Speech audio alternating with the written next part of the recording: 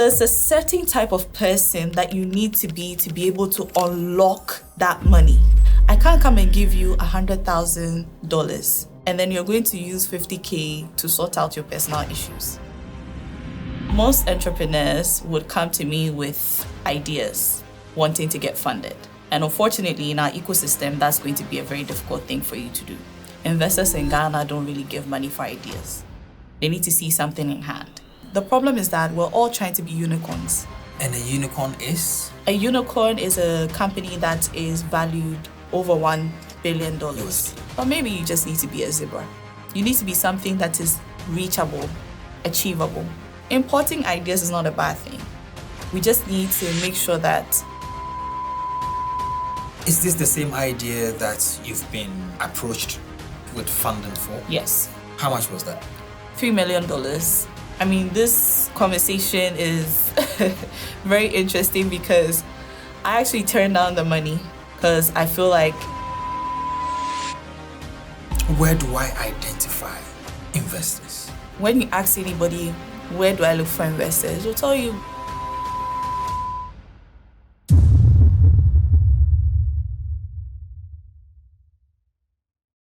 You're welcome to Konnected Minds podcast. My name is Derrick Abaitey. I think I've said my name so many times now, everybody knows it. Now, if you're struggling to raise funds for your business, as many people tell me on the internet, we don't have capital. It's all well and good, the things you are discussing, Derrick, but we don't actually have the money to start. This conversation is for you. So all the brilliant ideas you have, in your notebooks, wherever you have it, stick with me because my guest today is a business consultant and an entrepreneur, Diane Akuffo. And she's going to take you through the steps from beginning to the end, how to make your business investable. And if you have an idea, how you can pitch that to investors and exactly where to find the investors. On the 9th of September, myself, Obendako, Deanne herself, and Echo Eshon were going to Kumasi, the Great Hall. Konnected Minds Live is coming to Osei. So if you haven't gotten your seat yet, in the description and the comments right now, click and purchase a ticket because they go really fast. Now, if you want to know where you can listen to Konnected Minds apart from YouTube, go to Spotify and search Konnected Minds podcast. You can also do that on Apple Podcast. Just search, subscribe, and become part of the family. Hi, Diane. How are you doing? I'm good. How are you? I'm doing fantastic. I'm happy you're here today.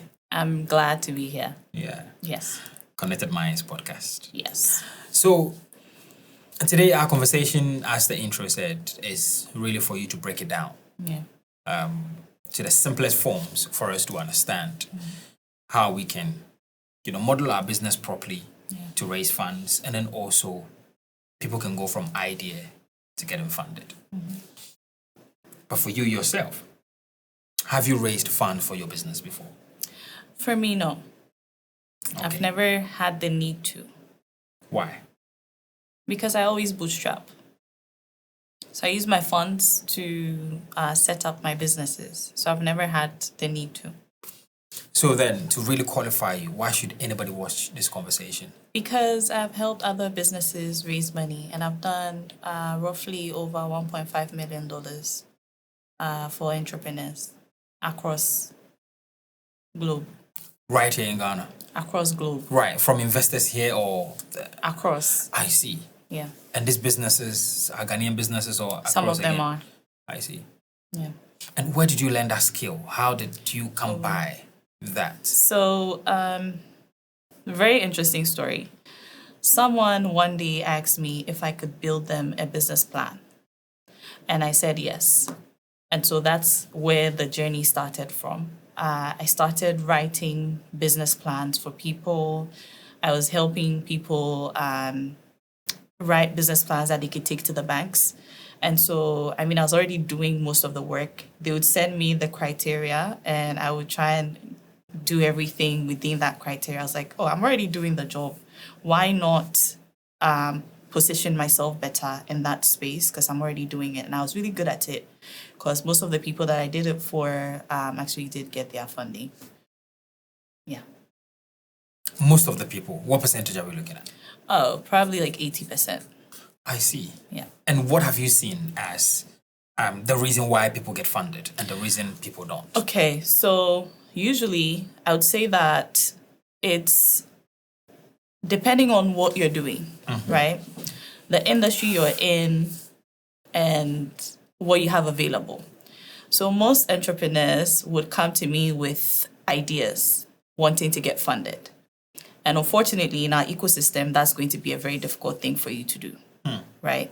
Investors in Ghana don't really give money for ideas. They need to see something in hand.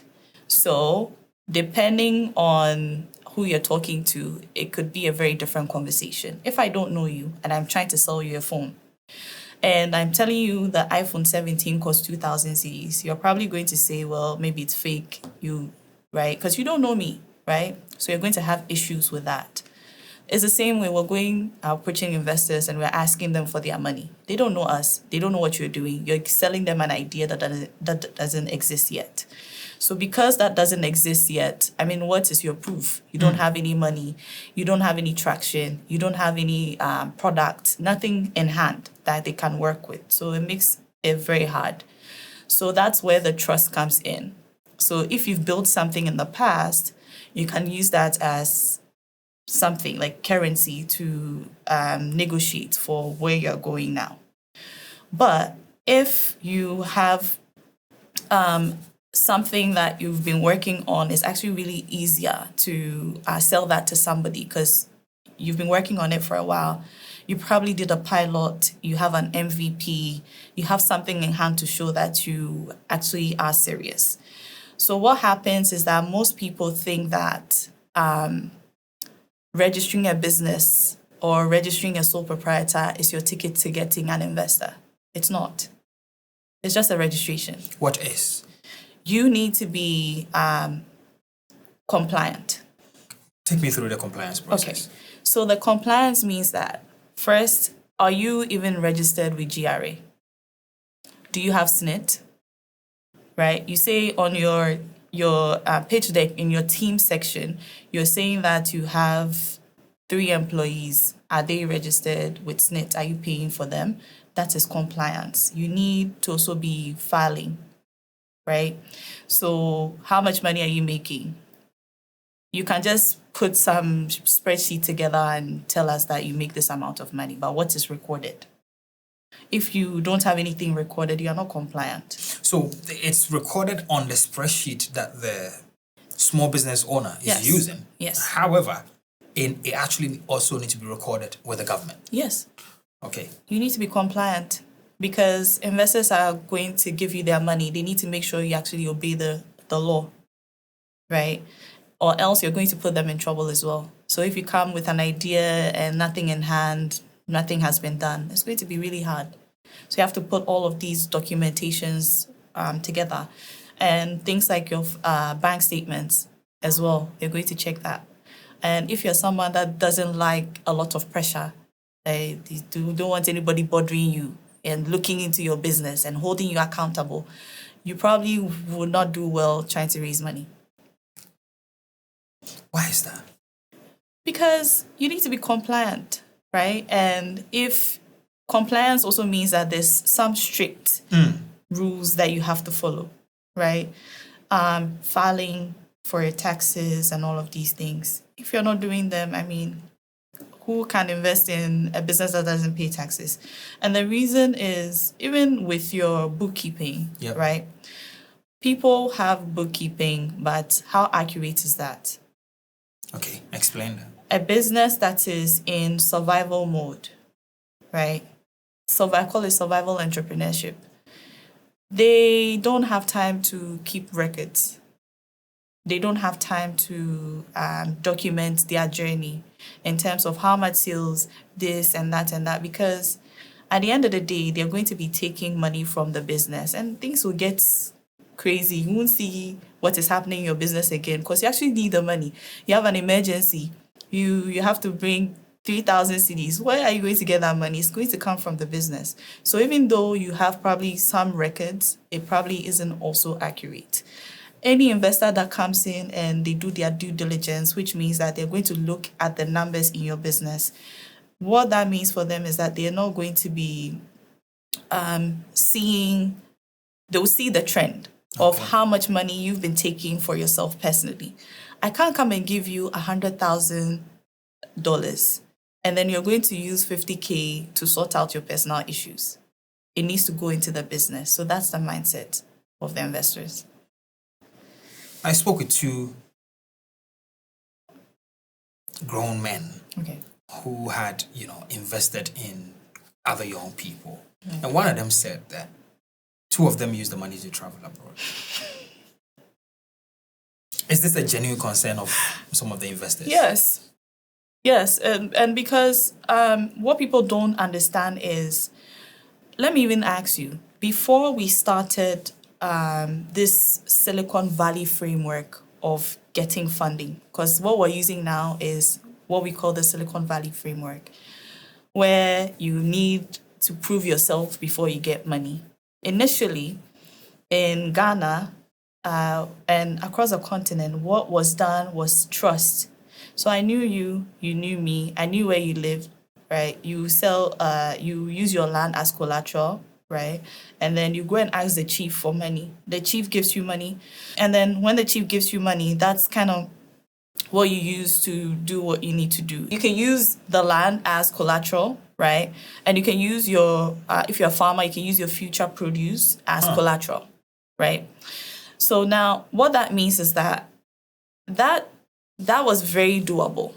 Right now, we're using the Silicon Valley framework. We actually need you to prove yourself with data, with numbers, with every documentation possible.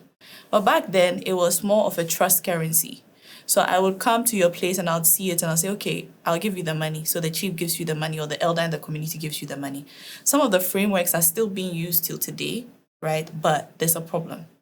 So let me talk about Susu. Okay. Right? Susu is very good. People do Susu. And sorry, what does Susu mean for my non-Ghanaian audience? Okay, Susu is more like collating people together and then we contribute some amount of money, and that money is collated and given in bulk to one person, right? So we have numbers. So if you have 15 people, it'd probably be 15 weeks, right? Right. We all collect the money. Yes. And then we say, okay, today let's give it to Deanne. Yes. And then the next time we all collect it and then give it to Derrick. So, yes. Right. So you pay weekly, right? And this framework has been in existence for a very long time. But you know what? The problem is it's not scalable. Do you know why? Because when 15 people, it's a trust thing. It's a trust. We trust the 15 people. I know you know somebody, you brought this person, so you're vouching for people, right? So 15 people makes sense, 20 people makes sense. 1,500 doesn't make sense. Okay. Right? Because it's not scalable. Because how am I going to trust 1,500 people? It's going to be really hard to manage. Yeah. Right?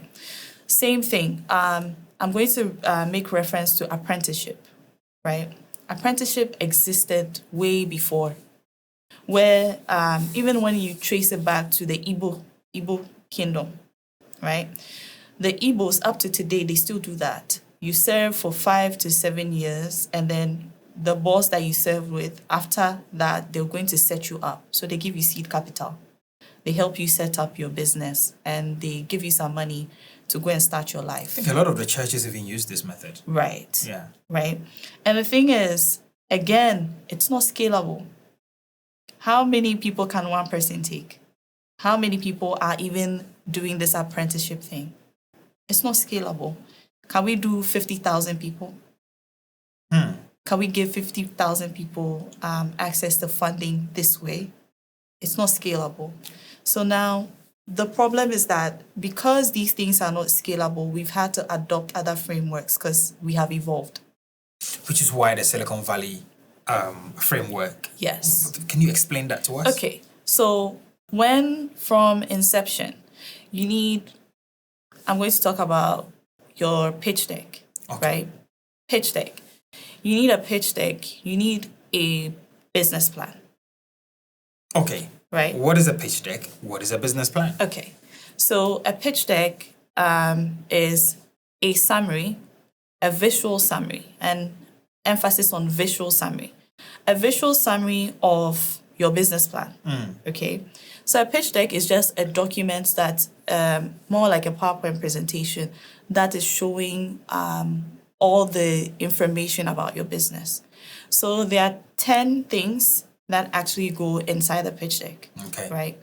Because while I've done a lot of consulting, I've realized that people leave some of these things out. Okay, what are Right. the 10 things? So problem, okay, so the problem that you're trying to solve, the solution, the market size, okay, and so you see things like TAM, SAM, SOM frameworks, right? And this is just to show how big the market you are in is. And we go to traction, okay? So when you started, whatever you have in hand right now, what is the traction? How, and traction means different things for different people, depending on the industry that you're in. Traction could mean you have a wait list. Traction could mean that you have active people buying from you already. Traction could mean different things for different people, depending on the industry that you're in.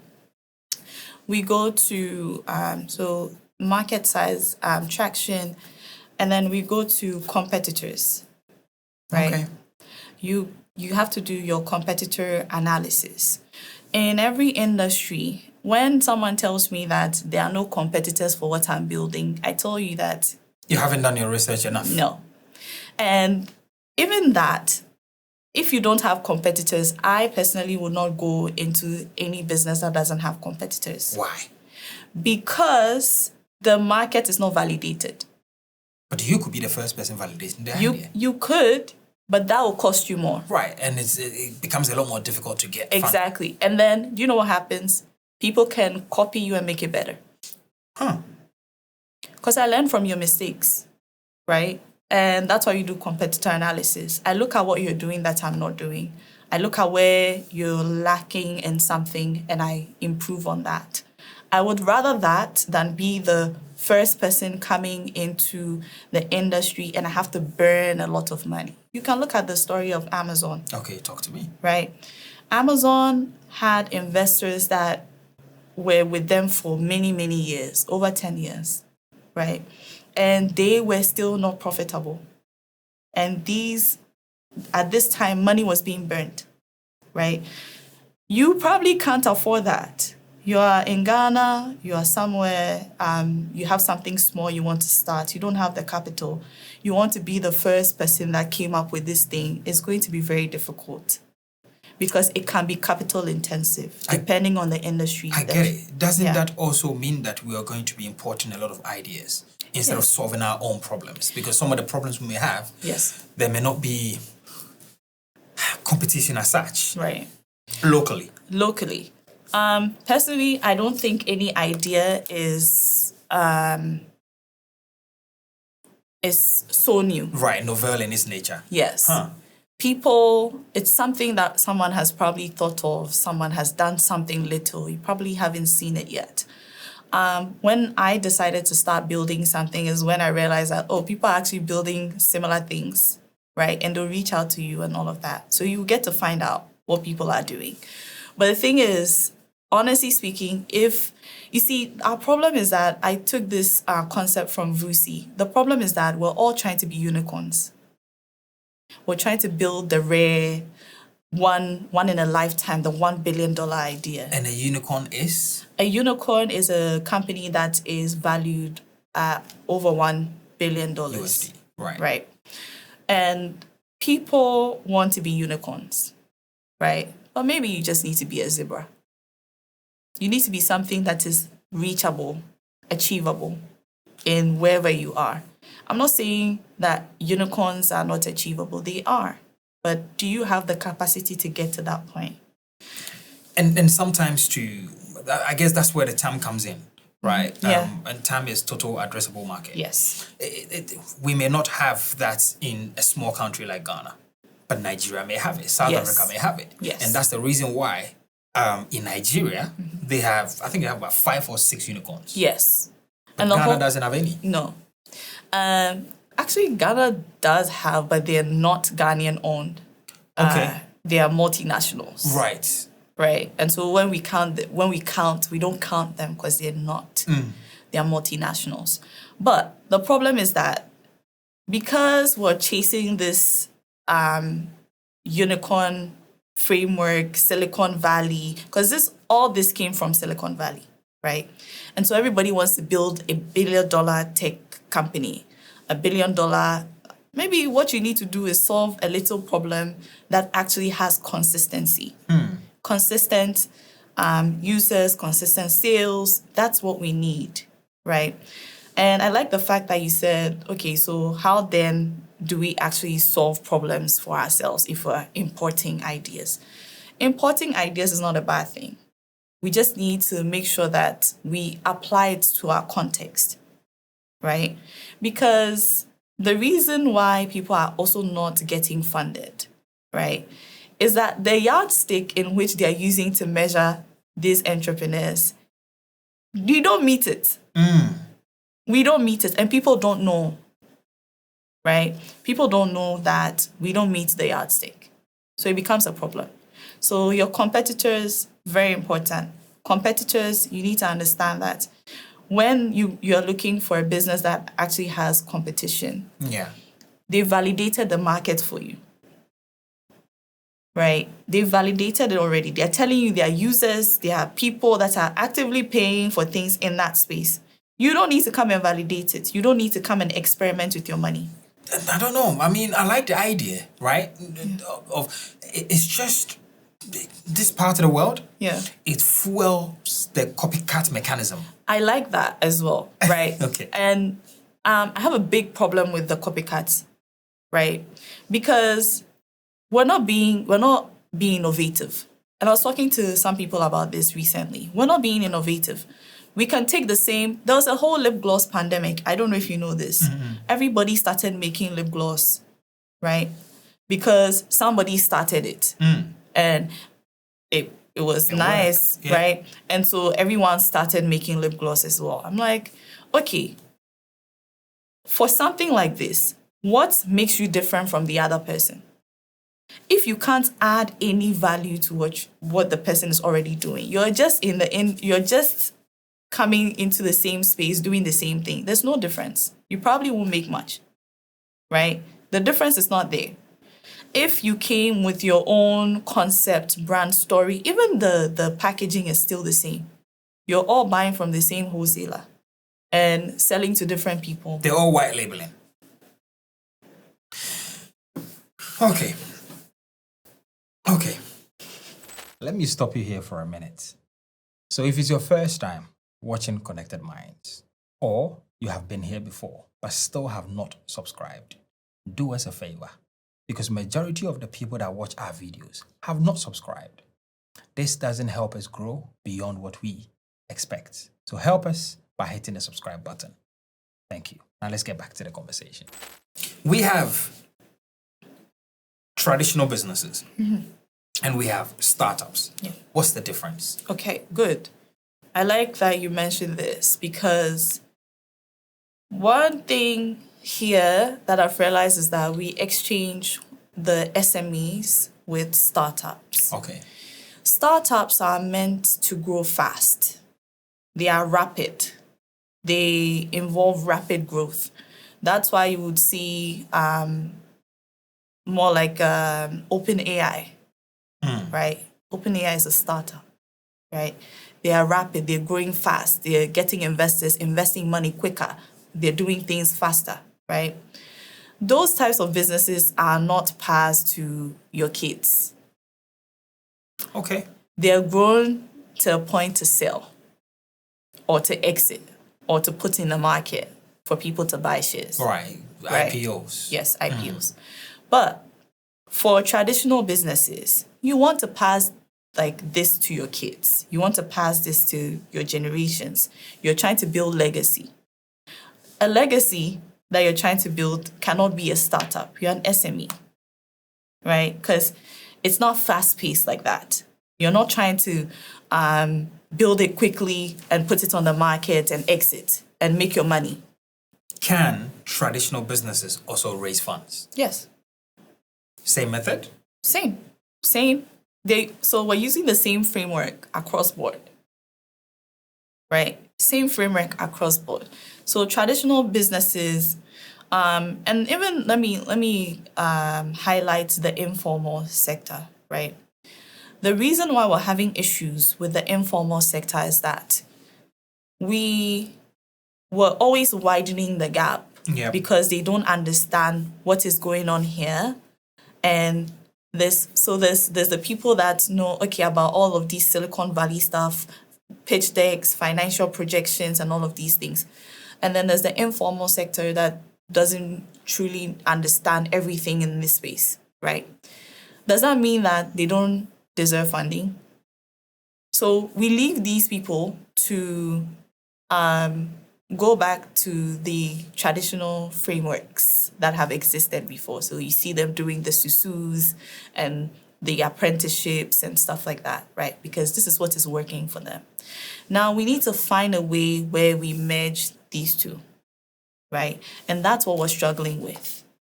And hence why a lot of people would still not get funded. My goal is to bring people up to speed that we meet in the middle. You understand what these people are doing, right? And you're able to move up the ladder with what they're doing as well. We don't have to get the Makula woman to understand accounting. Why? Because she already has her own way of doing accounting. She probably doesn't need to use QuickBooks. We don't need to teach her how to use QuickBooks. She has Momo Rails, right? Most of the businesses in Ghana take money where? On their phone. On their phone, right?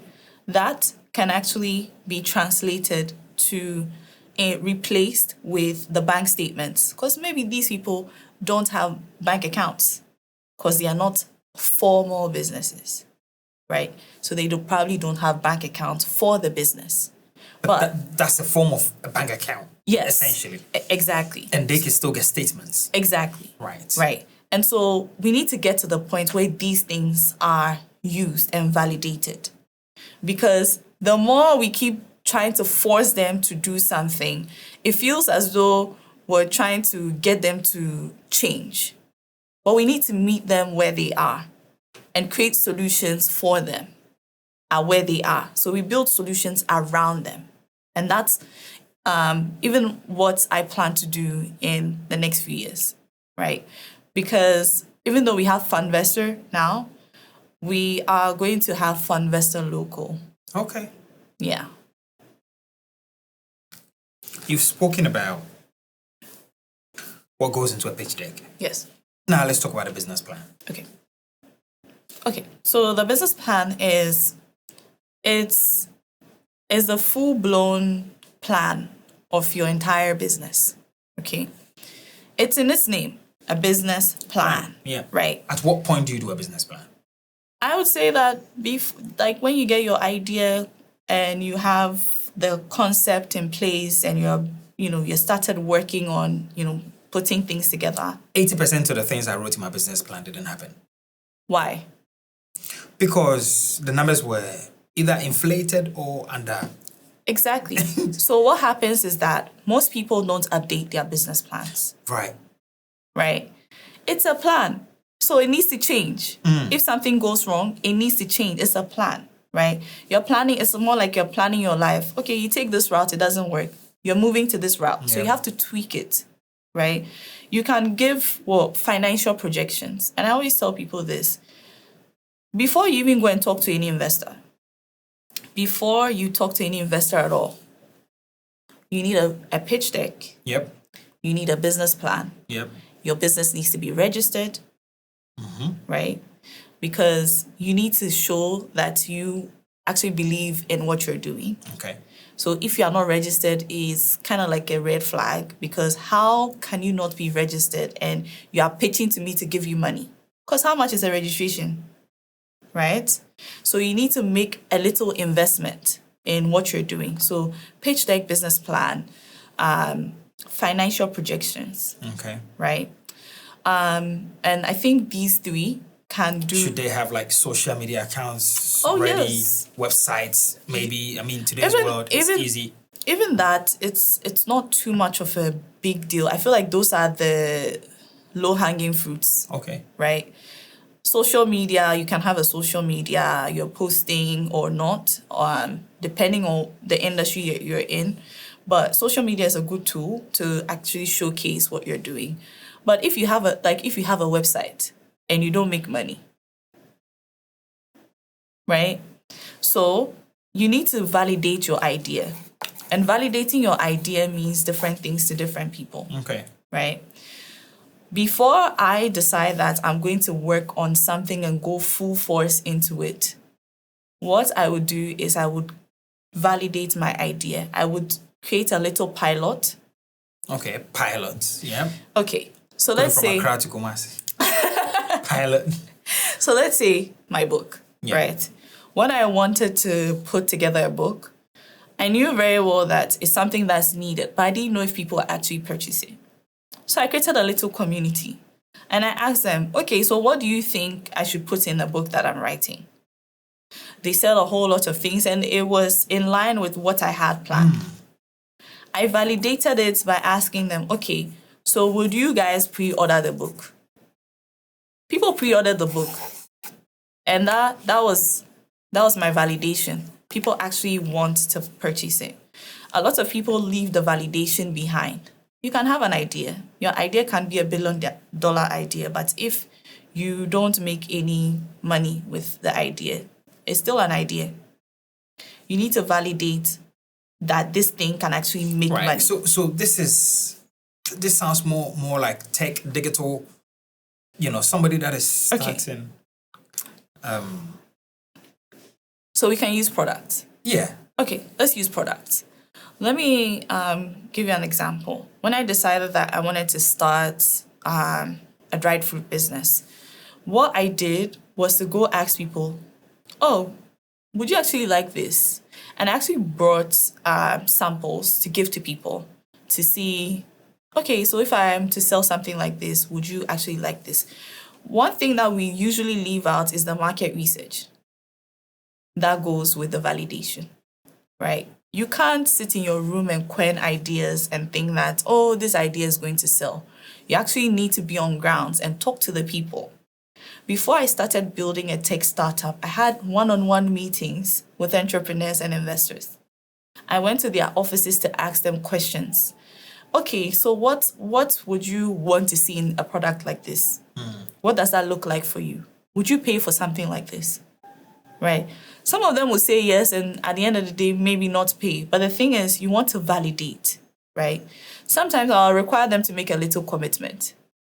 So, okay, can you pay like 100 Cedis for something that we're working on if you believe in that idea so much, right?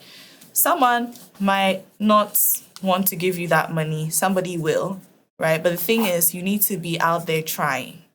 And business is not a one-size-fits-all.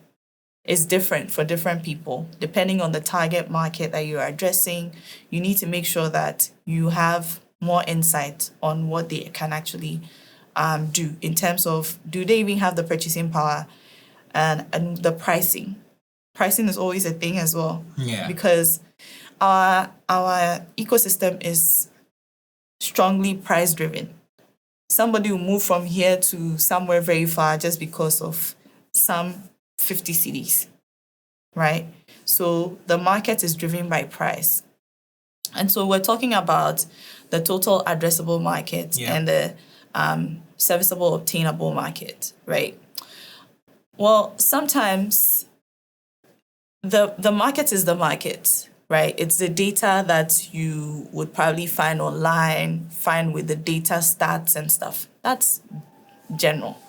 But when it comes to the obtainable market, that's what you can do based on your finances, your research, the idea that you have, the location, all of these things play a role. So you can have $1 billion idea or you can be in $1 billion industry, but you actually make very little because you're in Ghana. That's true. Right. So you need to understand how all of these dynamics play a role in your business. One thing that I want to also highlight is that there's something we call unit economics in business, right? Unit economics is essentially, okay, if I'm spending this amount of money, how much money am I getting back, right? And most businesses can't answer this question. There's something we call the customer acquisition cost. The customer acquisition cost is in terms of all the marketing that you've done. How much does it cost you? How much does it cost you? And if it brings in, 20 people, then you know the value of one person, right? How much money you are spending to acquire one person. When you know how much money you are spending to acquire one person in terms of your marketing efforts, now we have the lifetime value of customers. So let's say your business, it's in a tech space or it's a product. For products, you can get people that will keep buying from you for a very long time. But for specific niche things, maybe the customer stays with you for 3 years. For 3 years, if you spend more to acquire that person and that person is not spending 3 times that amount of money, your business will collapse. Okay. Right? Because you're putting a lot more in the marketing side. You're pushing in so much money and you're not going to get the value at the end of the day. I've put together all of this. And now, where do I identify investors? Okay. So for now, right, when you ask anybody, where do I look for investors? They'll tell you, go on LinkedIn, go to networking events. They have a few investor programs that happen, conferences that happen, that they bring investors in. So that has been the norm so far. But in Ghana, what I'm trying to build, it's called Fundvestor. Fundvestor is an AI-powered platform that connects entrepreneurs and investors. So we're not an escrow, so we don't hold investors' money and disperse it to you. The investor, it's more of a connection platform to see where you're at, to vet each other and see if you actually want to invest in what they're doing. What I want to do is bring visibility to most of the people that have either ideas, right? Because we know that ideas are not getting funded. Either ideas, a minimum viable product, or you're even making money. You're a revenue making business already, and you actually need money to scale. On this platform, one of the things that we've seen people struggle with generally in our ecosystem is investor readiness. Right, which is why you've taken us through that process. Exactly. So inside Fundvestor, we have an AI business intelligence layer, which is called Mango AI. Mango AI, think of it as a 24-hour consultant or advisor that you can ask anything in terms of your business. So you upload your pitch deck, it will give you a pitch deck review and tell you the things that are missing in your pitch deck. Right. If you upload your business plan, it will do the same, tell you what is missing. And we wanted to also make it very interactive. So in case you upload your pitch deck and your business plan, and you still have questions, and you want to ask questions that probably you can't go and pay a big consultant for, you can actually ask questions and you get proper feedback from.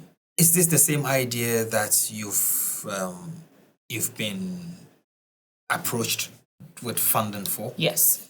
How much was that? $3 million, $1 million, and $1 million and 100,000 Ghana Cedis.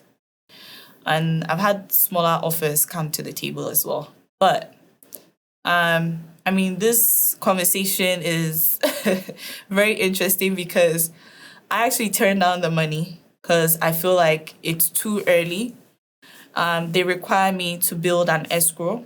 An escrow means I have to hold money on the platform and disperse the money as and when the investor decides who to give the money to.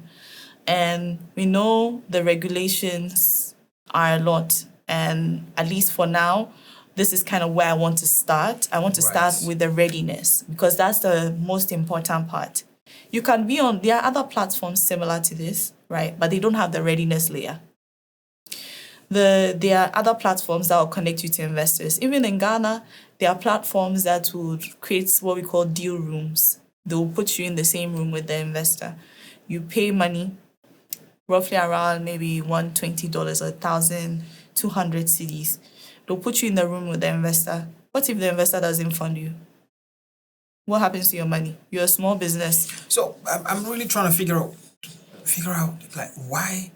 I mean, yeah, but why would you refuse 3 million USD for your idea? Well, what people don't understand is anytime we talk about money and investors, they think the money is free money. It goes into your pocket. Okay. It doesn't go into your pocket. It goes into the business. And if your business cannot make 10 times that amount of money, what is your business taking that money? Do some of these people, do they usually come for equity or as a loan? So equity, some of them have blended finance models. So they can give you equity and a loan, or something we call SAFE.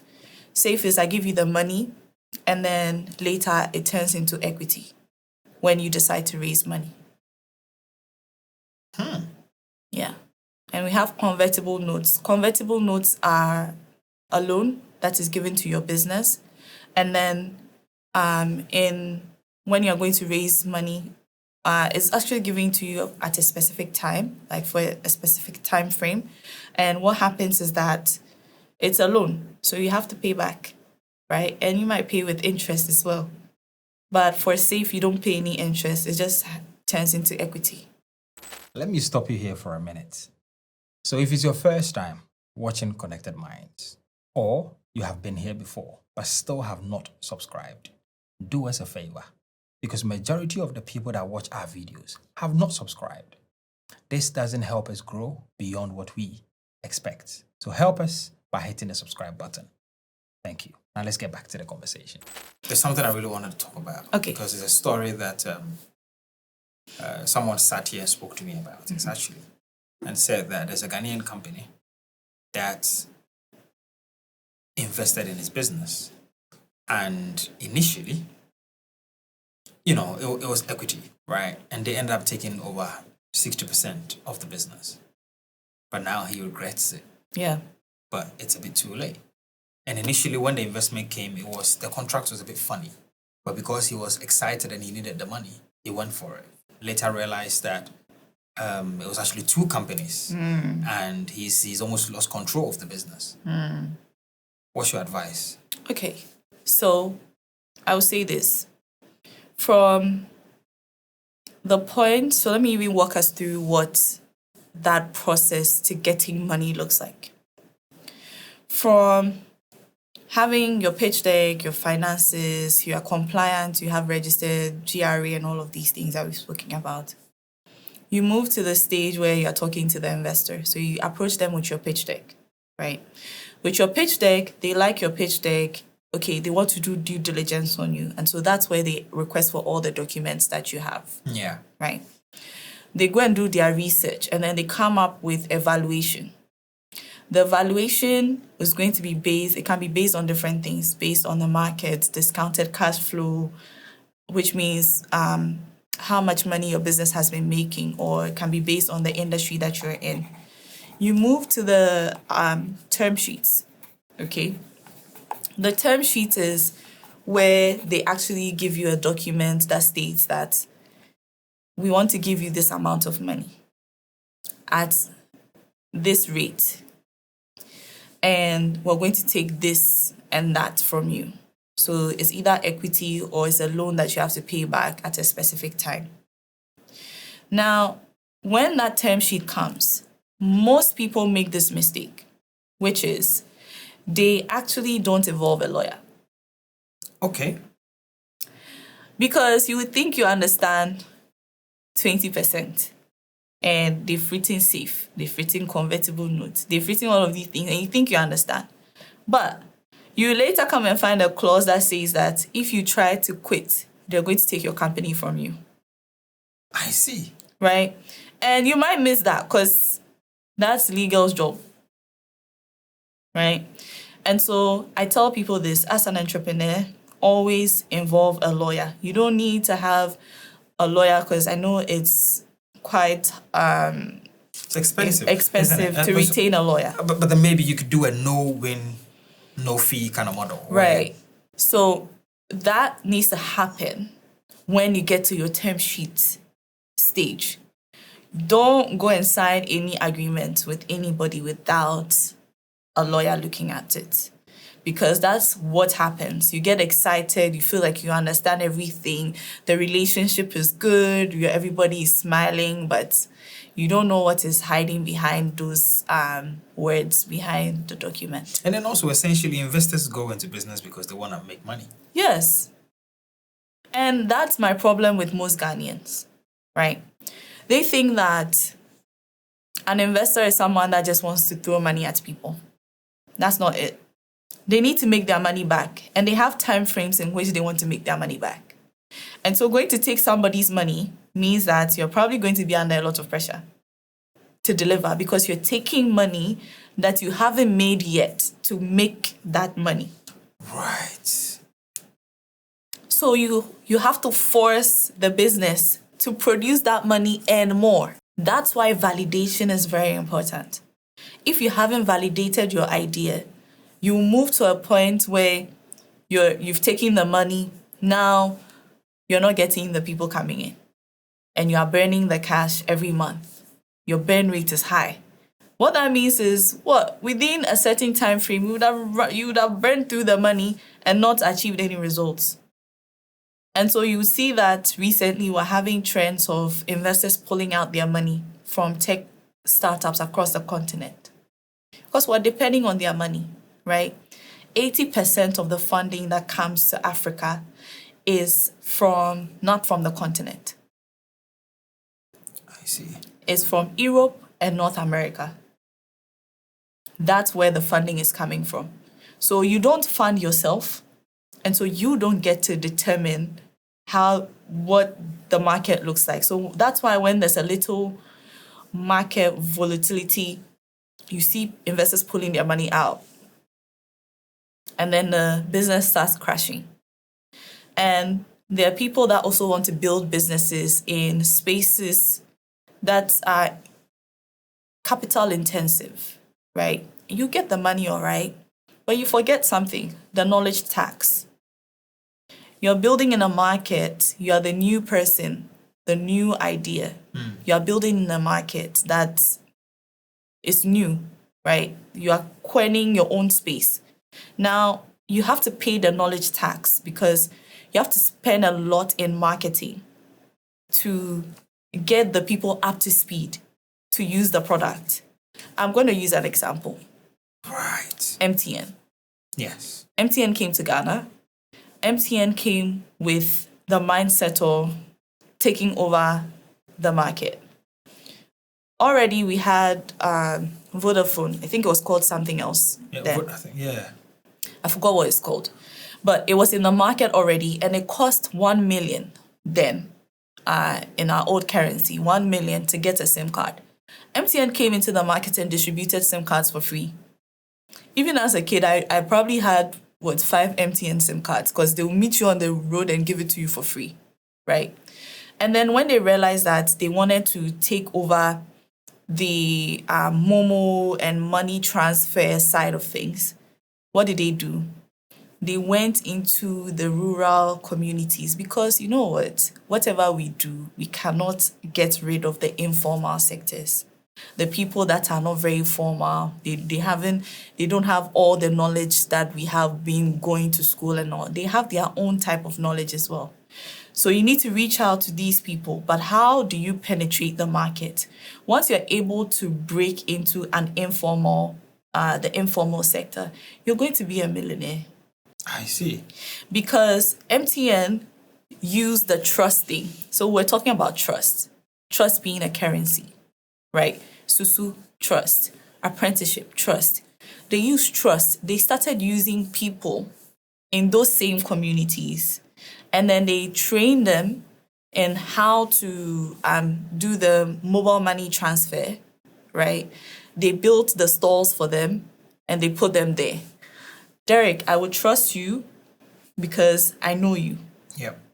So I would trust the system that you're using because I know you. I know your house. You live in the community. So it's a trust thing. MTN built that trust across board. And they did this everywhere. They spent a whole lot of money for adoption to happen. Right. And sometimes not all of us can do that.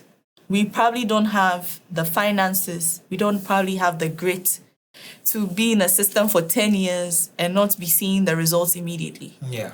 But right now, everybody uses MTN mobile money. But it was strategic. So the person that decides to go for equity, you sit with the investors. What sort of percentages as a business owner is a no-no? So it depends. First off, I'd say that you as a business also need to know the valuation of your business.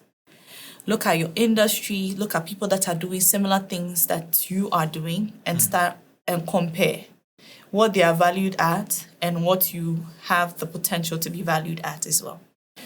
If you don't know that, you're going to go in and collect equity at a rate, give equity at a rate that probably you later realize that, oh, well, that didn't make sense. I've seen investors that will say, we're going to do 60-40. And sometimes it works. Sometimes it doesn't work, right? And it's also a mindset thing.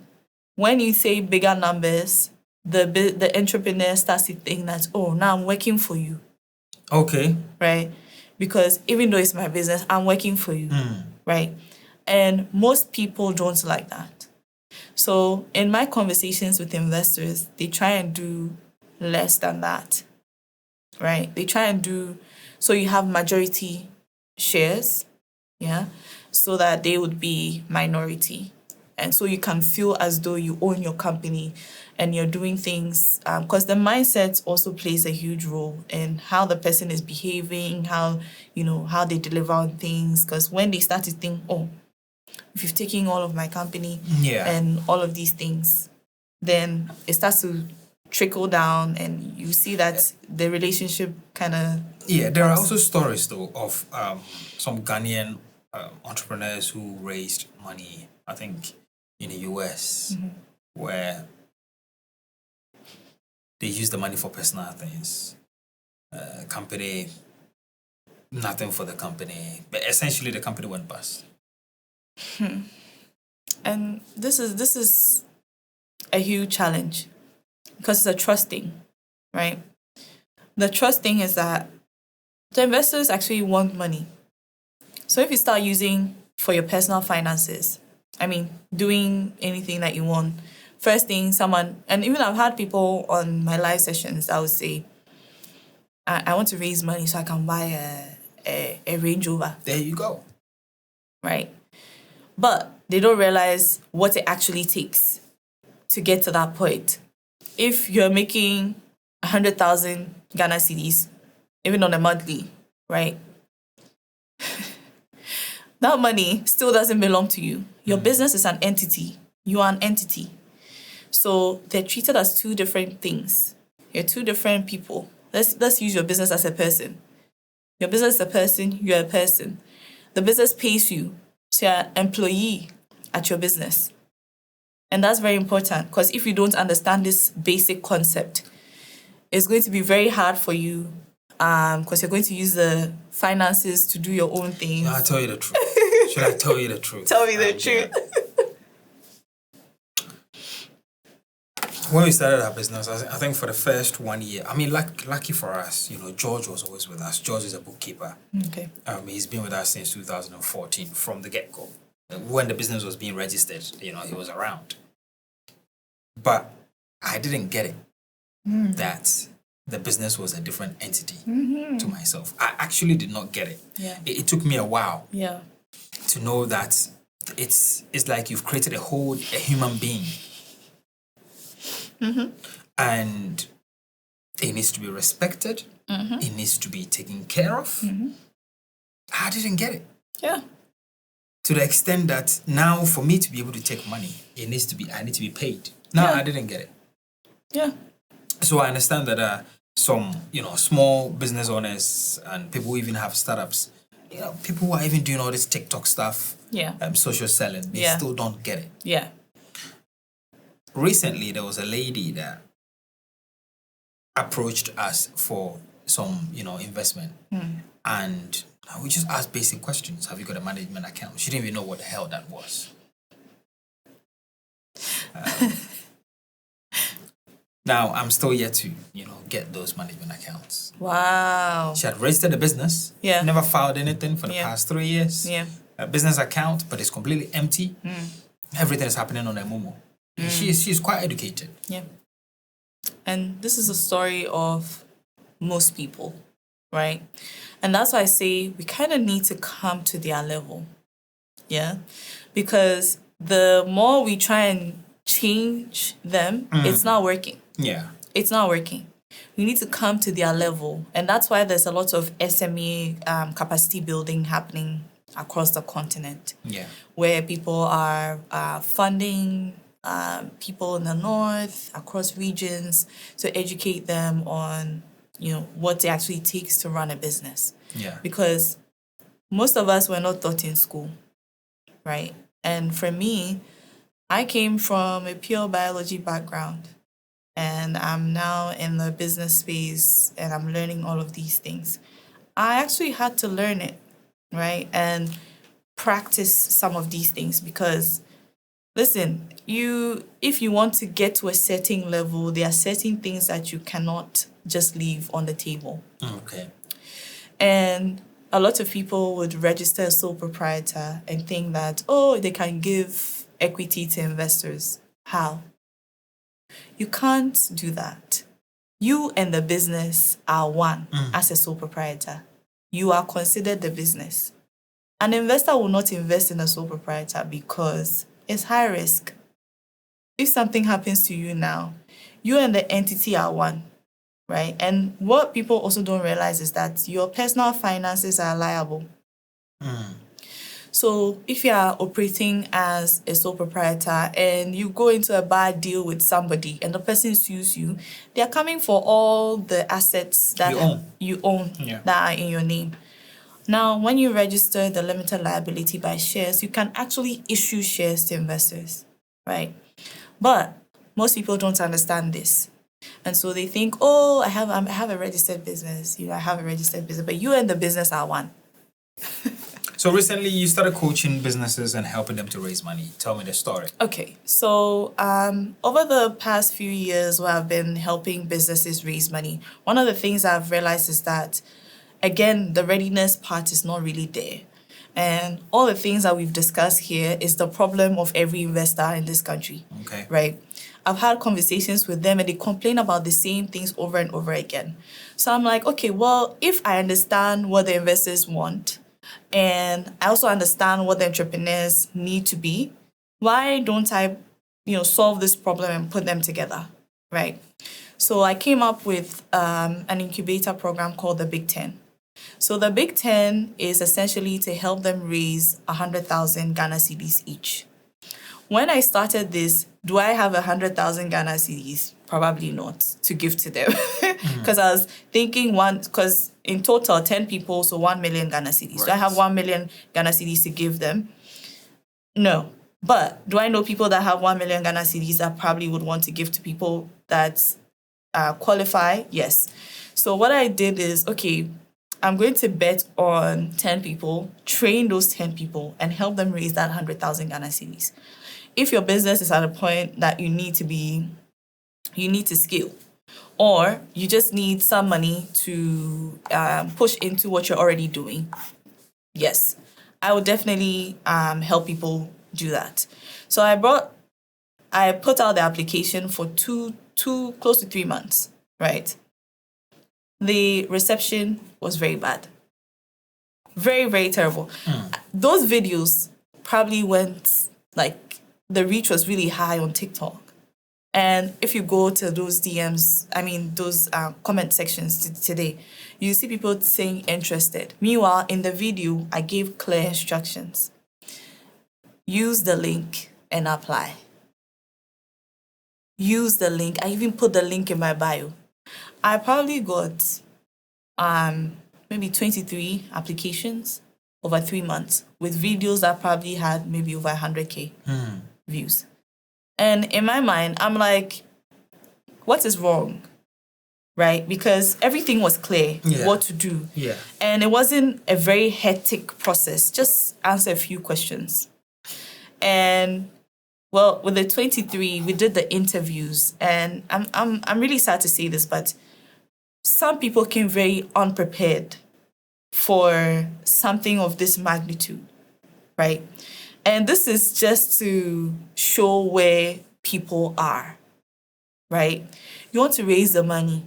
You're sitting in, we sent you the time that you need to be on the interview call and everything.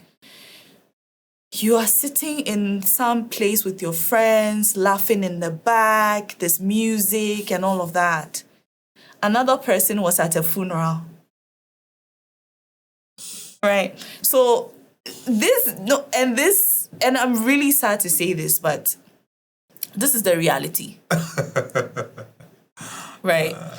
And I wanted to pick 10 people, but I actually picked only, I picked 4, and 1 person didn't respond. So now I have 3 people. So the big 10 has turned into big 3.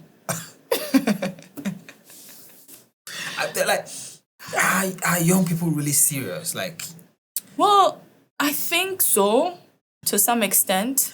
What you're saying? Yeah. Sometimes when we have our community calls, it will shock you where people are. Completely unprepared. Yeah. And I've seen this a lot. A lot. And if I tell you that my DMs are full, you see, we don't even know how to even approach people. Right? Hi. Hello. I have it in my comments. I have it in my DMs. And this is a pandemic. Yeah. It's a pandemic. If you want to approach someone for something specific, go straight to the point. Yeah. State everything that you need in that one message. Yes. The person reads it and gives you feedback. Let me tell you something.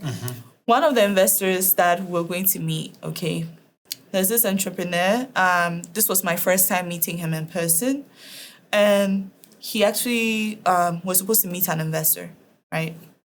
This guy came wearing chaps, chaliwati, okay, slippers, shorts, and a Lacoste shirt. Right? To me, that's so crazy because you are not serious. You're not ready.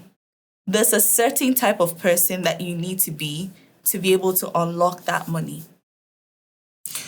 I recommend every young person that wants to raise money, that really wants to be a serious entrepreneur, to watch a program called The Apprentice. It's a UK program. Yeah. When you go on YouTube, I'm sure you can find it. Yeah.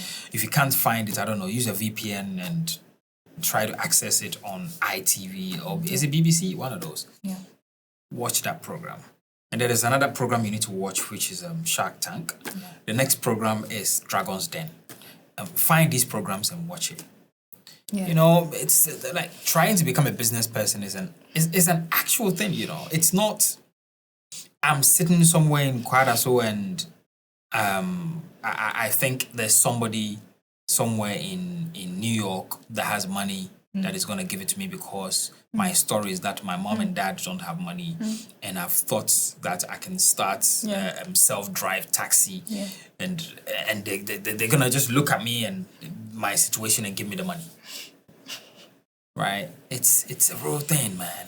Yeah. But anyway, thank you so much. Thank you. We've been displaying something right here that you people have probably seen. It's right there. So this is a book that Deanne has put together. And genuinely, I haven't read the book. But today, I went to page 98 when she came in. Because this actually, I discovered that she had a book today. And she came to the studio with it. I went to page 98. And then I flipped over to page 97. And I realized that there are certain things you've written in this book. When I was moving to Ghana, if I had this book,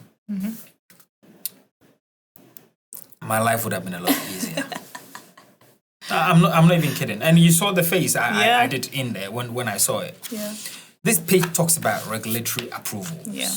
And it tells you the exact industry and the regulator of that industry. Yeah. And I'm like, goodness me. Anyway, so if you made it to the end, I'd love to know. And on Sunday, Diane is going to be on our community call in Tribe. So if you want access to her, apart from everything I'll drop in there, join the Tribe community and we'll be on a call with her. She can ask, you can ask any question that you have for her as well and interact with her. And she's going to be with us in Kumasi. So, thank you and stay connected. My name is Derrick Abaitey.